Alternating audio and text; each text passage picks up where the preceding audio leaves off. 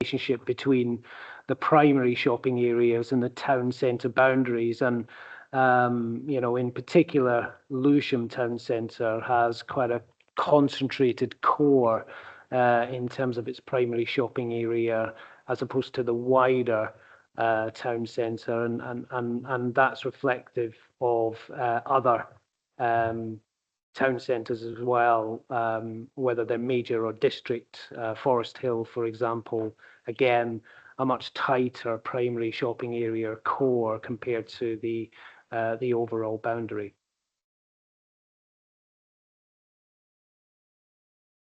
Okay, thank you. That covers primary shopping areas, and the modification that's in the council statement, that in paragraph 8.77.1, which is now in the schedule, that's the 50% again, isn't it? So I think we've got the action for that. So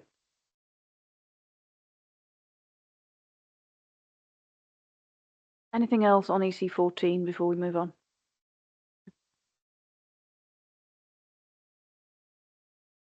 So in terms of EC15, I have no further questions on EC15, the local centres. Council doesn't wish to make any further comment on that one. Thank you. So EC16 is the shopping parades and corner shops. We've got a modification which is just a typographical error. So I'm happy for that to be an AM. Any other points on that? No. Thank you. So moving on to concentration of uses. So we've got just a few questions on that relating to some of the criterion on there.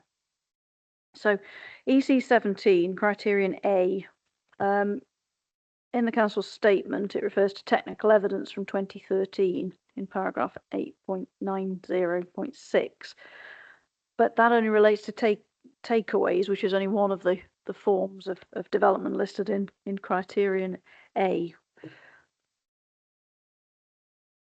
Is there anything else?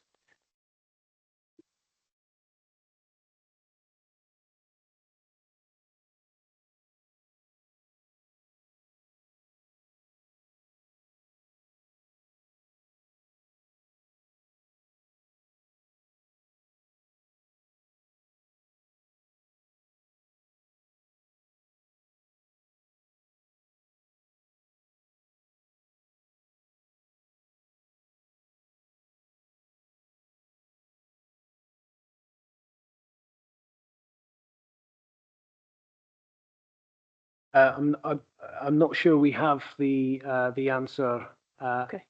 at our disposal at the moment. If we can take that away. Thank you. That would be helpful. I'm looking from a Lewisham specific context of the evidence, and also what's going through my mind is, whilst some of the uses in criterion A, can be harmful in a Lewisham context, is there evidence to say that there has been situations where it has been harmful, or is it this again almost trying to expect there might be a harmful issue? Yes, if we can take that away as well. I know that my colleagues in public health have done an awful lot of work on this, so we can draw upon their useful expertise and provide a note looking into this. That would be certainly helpful. Thank you. So that's A. So criterion B and the evidence that underpins that. I'm wondering whether you've got monitoring evidence on sort of a 400-meter distance and where that's kind of been derived from.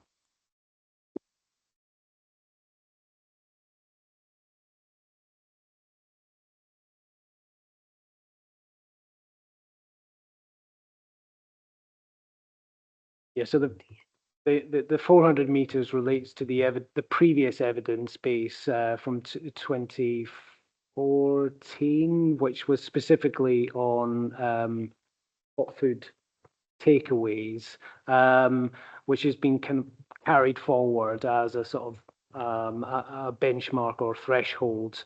The 400 meters is effectively a sort of 5-minute walking distance as well, but that's where that derives from.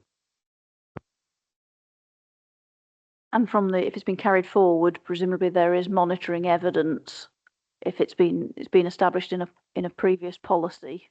And what did the monitoring evidence say? Or do you need to look that up?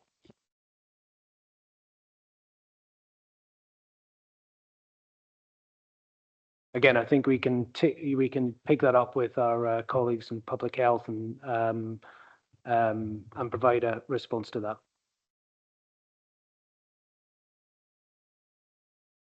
Thank you. And just in terms of criterion D and those distances, and the illustrative map for 400 meters with cross references in the supporting text. I think that's a modification that's put forward, and there's also a modification on the table, isn't there?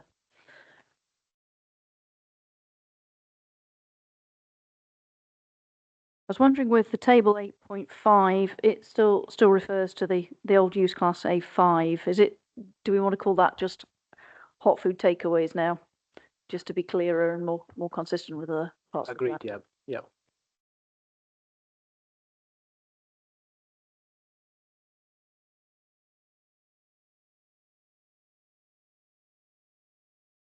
Anything else on EC 17? Thank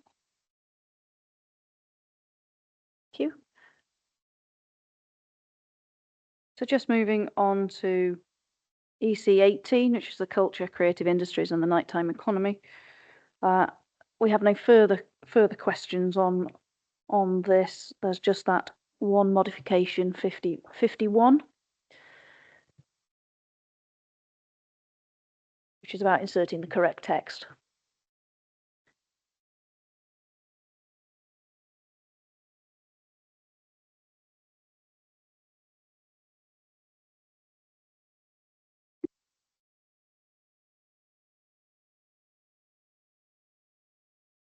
Yeah, that's fine. I think that's yes, that's just an additional modification, isn't it? Just to delete that.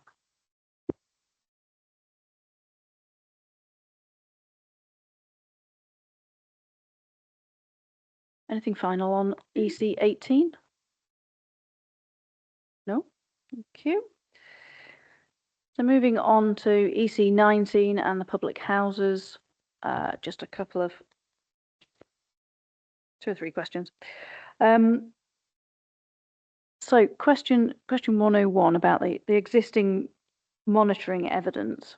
So to the council, from the monitoring evidence, has that demonstrated that is still a valid approach and to be carried forward?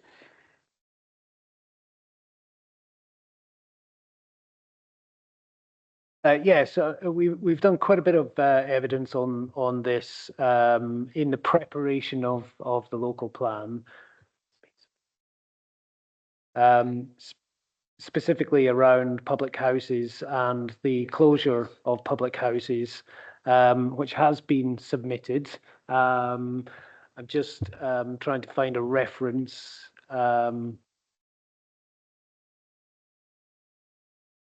For you. It's document EB31. Where was that? EB31. EB31, yes. And really the obviously it goes into quite a lot of detail, and you know, if you wish, Keenan can go into that detail in terms of the methodology of looking at public houses across the borough. We looked at the distribution, the location, the clusters. We looked at the evidence that we had in terms of why public houses were closing and what the key contributing factors were. We also had a Sustainable Development Select Committee meeting, which invited public landlords and industry experts into the council to understand what the key issues were. And arising from that evidence base, then we pulled together the policy which is within the local plan. So the council maintains or contends that it is robust. It is addressing, again, a monitored reduction in our public houses and a need to kind of control that, albeit the policy does provide a kind of flexible approach where there is evidence presented to the council for suitable redevelopment in the future. Thank you. And from EB 31, I think it's page 21, isn't it, that summarises sort of the key local points from the pubs in the Lewisham policy review. Indeed, yes.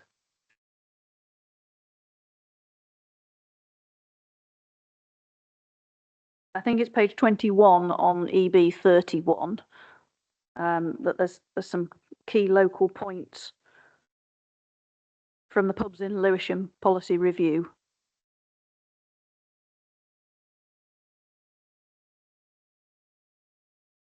The table outlines key local appeal decisions that we've experienced since 2017. Sorry, could you just repeat that? I didn't quite catch that. The table outlines key local appeal decisions.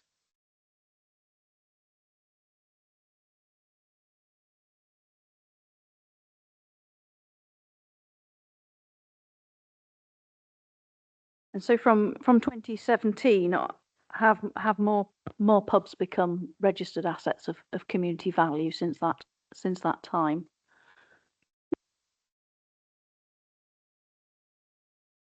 We have had applications. In terms of the exact number, I would have to go away and provide that information. But that has been there has been applications for community. Yes, the answer is yes. Sorry. Yes, I think it would be useful to understand the timeline and sort of the direction of travel on how many or more are going through that asset of community value process. If you could find out that would be helpful, please. And the marketing period that is mentioned in the policy, I'm assuming that comes from previous policy, and has it been effective so far? Yes, it is. We're obviously with a minimum of 3-year marketing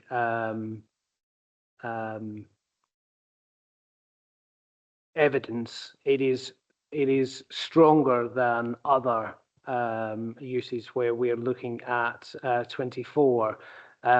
It has been effective in terms of providing us with real evidence as to whether or not the pub is viable in terms of the long term. I think the 36 months, again, obviously there is fluctuations in the market, but there is also, dare I say, with the value of some of these properties and the location of some of these properties within the town centre, there may be an incentive for developers to come forward with redevelopment options. And what we found is that more stringent approach in terms of the 36 months provides us with a degree of comfort or at least the evidence to support any redevelopment options that come forward. I think we'd be concerned if we were reducing that might then provide incentives for developers and landowners to come forward more readily in terms of redevelopment options for pubs. Thank you. And in terms of the business performance evidence, it's fairly standard, that, but I think the aspect of producing past patronage, I think is the area that I'm sort of just mulling over here. By referring to patronage, do you mean the numbers of people or something else? I think it's the number of people. Yes, I think what we're trying to understand is, again, whether or not the viability of the business is being artificially um, conflated. And I think with a record of past patronage and that evidence, then we could really see or review whether or not there is a kind of viable business in terms of public house or not. So have you received any information on that before? Because I'm just wondering if it's numbers of people coming in and out of the door. Just wondering how realistic it is for businesses to actually capture that information. Obviously, financial information, sales and things, that's fairly standard. But in terms of people frequenting an establishment, is that something that they're likely to have captured and therefore be able to go back for the 3-year period? I think it's a valid point. I think when we were conceiving this, we were thinking about the records that they would have in terms of revenue intake, etc., and they'd be able to draw on that to extrapolate, on average, what the number of people were visiting the pub throughout the kind of month and years. That's the type of kind of evidence that we were suggesting that could be drawn upon. Because I think it's patronage is not quite the same as business and accounting records, which is fairly standard that people are used to keeping. My concern is whether somebody will be able to actually give you that information, and then how's that going to affect the process of determining the application? Is it really necessary to know the numbers of people? Is it not just about the viability, the numbers and the sales and things?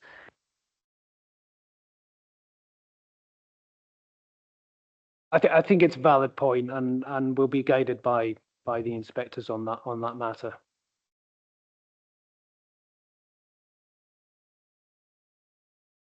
Okay, thank you for that. And I think the final point I've got is about Appendix 5, and if you're considering sort of something that's in the appendix to be part of the policy, then we need that cross reference.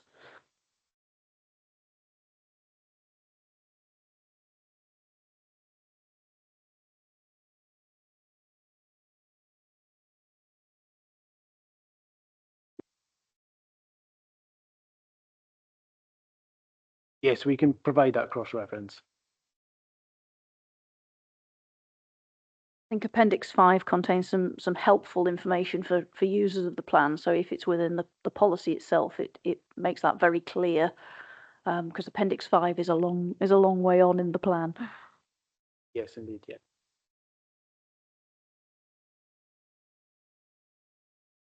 And finally, the proposed modification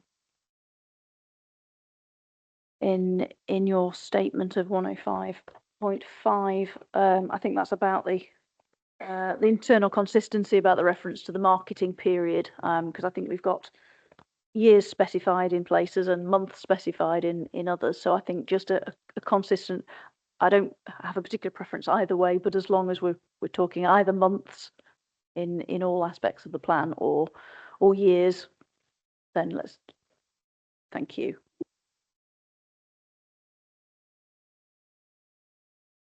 Anything else finally on EC 19?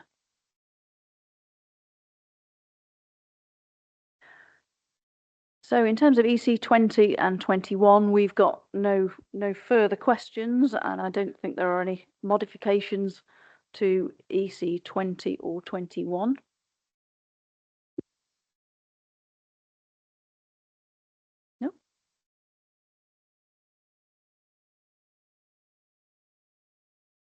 So have we covered everything that you wish to cover? So just looking around the table. Mr. Hall, you've been sitting patiently. Was there anything specific that out of today's session that you wanted to raise? No, I was impressed by the detailed questions that you were answering. I was noting that you had asked a lot of the specific policies that were raised in my representation, but thank you very much indeed. Thank you, Mr. Hall. Right. Thank you to everyone on the council side, and thank you to everyone who's participated, and to the audience members that were here and may no longer be here, and to anyone who's been watching online. I think that brings us to a close of matter 8, and the council have got a note of the actions as we have, so we'll compare the action lists in due course. It's 17:25. The process is now adjourned, and we will resume at 9:30 tomorrow morning for the next topic, which we'll start with matter 10, high quality design at 9:30.